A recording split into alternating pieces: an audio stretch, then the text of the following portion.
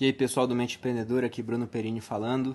Gente, eu estava conversando com o John, né, do perfil Mente Empreendedora, ele me passou ali as principais ideias que vocês levantaram de conteúdos para que eu abordasse ao longo dessa semana.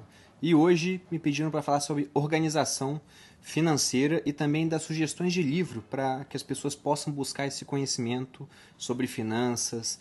Mais especificamente estava lá sobre aprender a investir e a gente vai chegar nesse ponto. A primeira parte sobre essa questão de organização das finanças é que não há uma maneira 100% melhor para todo mundo quanto a isso. Tem gente que prefere fazer por planilha, tem gente que prefere anotar todos os gastos num caderno, tem gente simplesmente que apenas olha a fatura do cartão de crédito, como é o meu caso. Hoje eu não faço nenhum tipo de controle de gastos separado disso. Eu apenas verifico e de maneira muito sumária a fatura do cartão de crédito, porque dentro da minha organização eu sempre faço o seguinte: eu invisto logo no começo do mês o dinheiro. Hoje minha renda é totalmente variável por conta dos negócios, mas durante boa parte da minha vida eu fui funcionário público. Então logo que eu recebi o dinheiro eu já investia e gastava o que restava, né? Eu investia 30% do que eu recebia e vivia com o restante. E por que as pessoas têm tanta dificuldade em investir? Porque elas fazem o contrário, elas não se organizam quanto a isso. Elas gastam tudo e investem o que sobra, só que quase nunca sobra se elas usarem esse tipo de mentalidade. Então, dentro de estratégias para se organizar financeiramente, você pode usar qualquer tipo de meio de controle, desde que você use algum.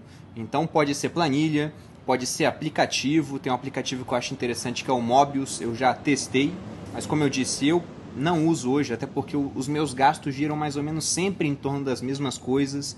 Então, acho que se eu for parar para pensar assim, o último mês onde eu tive problema com gastos, eu vou ter que voltar sei lá, uns 8 anos no tempo, gente.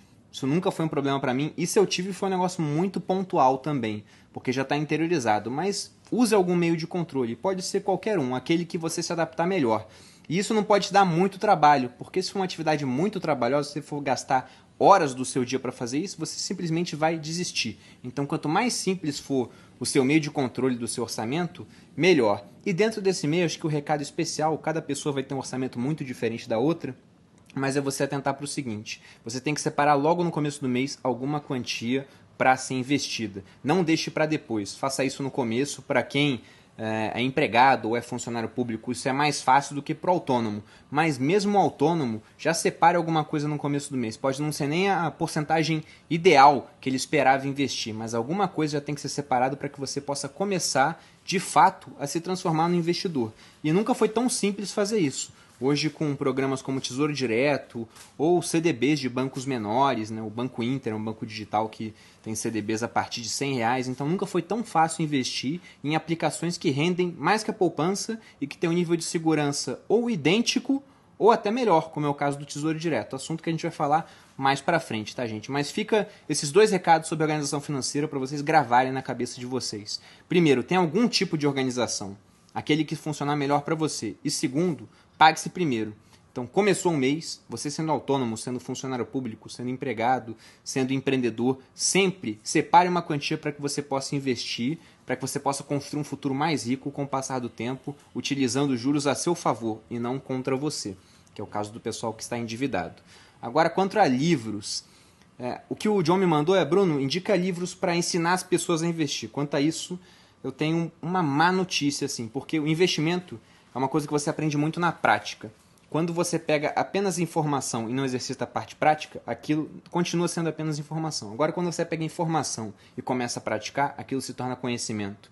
Então, só o livro em si não vai te ensinar a investir. Mas se eu pudesse elencar livros interessantes para que você comece a ter contato com essa área, para que depois venha a praticar, eu vou falar alguns para vocês aqui. O John tinha me pedido para sugerir 3, eu vou extrapolar um pouquinho isso. Vamos entregar um pouco a mais de conteúdo. Se você nunca leu Os Segredos da Mente Milionária, leia primeiro. Porque não adianta nada você ter as ferramentas para começar a investir o seu dinheiro se você achar que isso é um negócio ruim, que investir é coisa dos porcos capitalistas e que para você ficar rico, outra pessoa tem que ficar pobre. Essas crenças sem sentido vão arruinar qualquer tipo de tentativa que você tenha de gerar dinheiro no longo prazo. Então, a primeira coisa, vamos trocar a chave da mentalidade. E Os Segredos da Mente Milionária é um livro bem interessante para isso. Depois você vai ler Pai Rico, Pai Pobre, que é talvez o maior clássico da educação financeira no mundo, de autoria do Robert Kiyosaki. tá? E é um livro realmente muito, muito bacana. E ele vai te ensinar também a importância, além de investir, de empreender, que é uma coisa que eu acho bem interessante, tá, gente? Se você quer construir uma riqueza duradoura e que, não digo nem duradoura, mas que também seja muito substancial para não ficar muito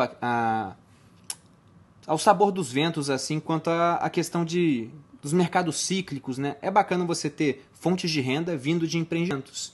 E empreendimentos, se possível, que gerem renda passiva para você. Mas esse é um assunto que a gente vai chegar mais para frente. Então, Segredos da Mente Milionária, Pai Rico, Pai Pobre. Aí entra um sobre conselhos de investimento. E na hora de pegar conselhos de investimento, acho que a gente tem que mirar Se a gente for parar para pensar na Suíça, um país minúsculo, incrustado no meio da Europa, num terreno montanhoso, cultura favorável, durante o ano o clima é frio, não tem petróleo, não tem carvão, não tem riquezas minerais, não tem nem tudo. Se a gente for pegar em termos de renda per capita, é uma das maiores per capita do mundo. Eles são os melhores investidores que existem. Então a gente tem muito que aprender com os conceitos suíços. E um livro que fala sobre isso é o livro... Então leia esse livro, é um livro curtinho e também é muito interessante. E por último, entrando numa parte mais prática, eu gosto de investir através de bolsa de valores, só depois eu vim conhecer o que era renda fixa.